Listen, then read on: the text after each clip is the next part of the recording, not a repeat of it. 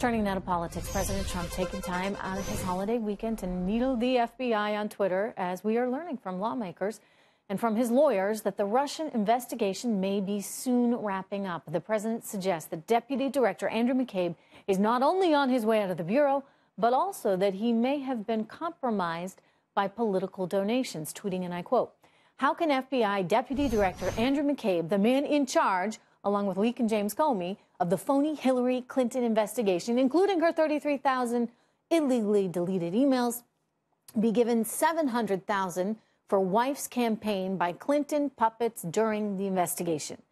All this after McCabe testified last week on the Hill about possible Trump campaign ties to Russia. Harlan Hill and Jessica Tarlov are back with me to discuss. And Harlan, you know, he's got a point, and we brought this up over and over again at the time. It just doesn't make any sense. I mean, these blatant conflicts of interest, I don't know how he's able to lead an investigation when his own wife received hundreds of thousands of dollars from Clinton cronies. I mean, wouldn't that be enough to sort of say, okay, maybe I need to sit this one out? And now he's, leading this well, maybe not for long team there at the FBI. That would have been enough to raise red flags. But when you combine the transfer of $700,000 in contributions to his wife's campaign with the fact that they predicated their entire investigation, the foundation of their investigation, the counterintelligence investigation into the Trump campaign, was the dossier.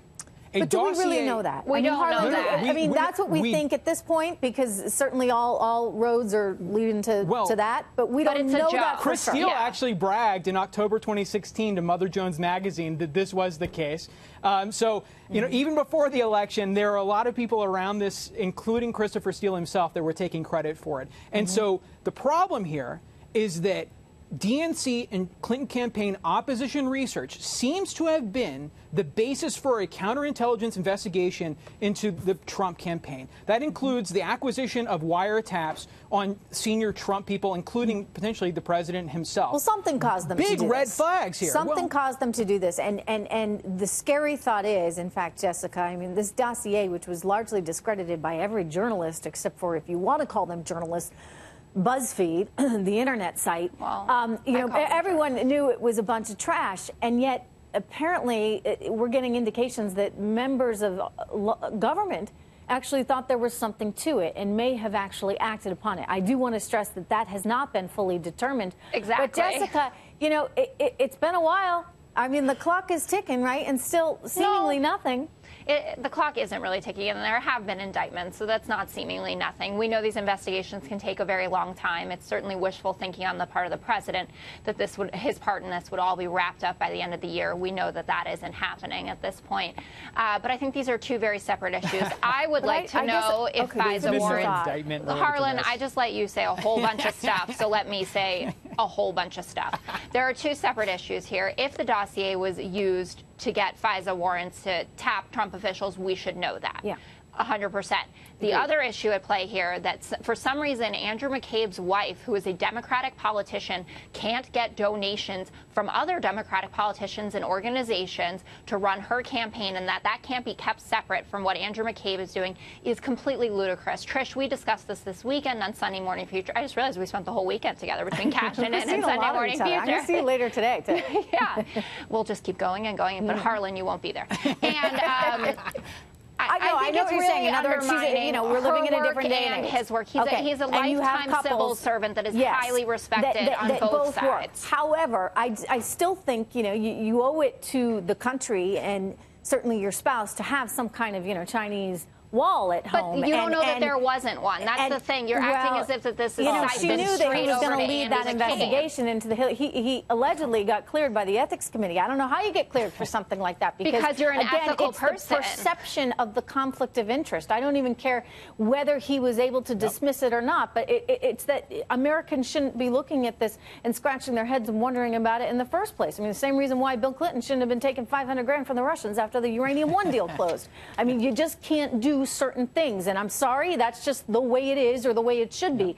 But let's get back to this, Jessica, because I think the danger for the Democrats in all of this is that what we might actually learn is that it wasn't the Russians that were somehow embedded in the Trump campaign, but actually the Russians that were having a big effect on the Clinton campaign in terms of feeding them false information via this dossier and them taking it seriously enough, and then maybe that affecting what the Obama administration did. I mean, it could be the Democrats that wind up in a lot of trouble here. I guess I have to be open to all possibilities because this is the world's craziest political scene, what's gone on here for the last 2 years. But I don't see that happening. I don't think that there would be a probe into Russian collusion with the Trump campaign unless there was good reason for it, including that loyalty pledge that Trump asked of Comey. And that's what Andrew McCabe was talking about last week when he was on Capitol Hill. No one talks about that came up in that discussion and that he is alleged to have confirmed Jim Comey's account of that.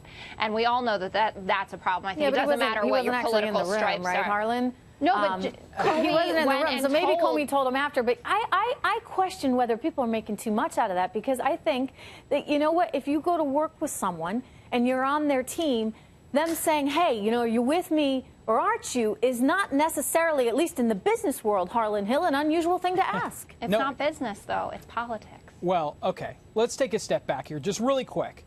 This entire question, and Trish laid it out so cleanly on the dossier, is that it does seem that if there's any accusation of collusion, it's that the Democratic National Committee and Hillary Clinton's campaign colluded with Russian operatives to lose in the Christopher election? Steele. No, well, unsuccessfully, but to produce this dossier to smear and undermine and libel President Trump. And when you look at this, what we need to know is, did the FBI participate in the production of this dossier?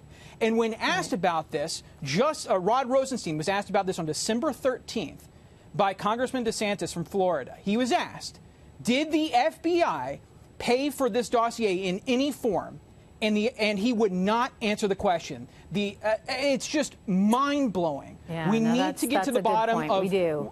This is the basic question. Because I mean, anybody could create any kind of dossier on anyone going forward. And I'm making one on Harlan right now. Jessica, I've already got one on you. Anyway, to be continued. Certainly with Jessica this afternoon. Thank you so much, Harlan. Good to see you.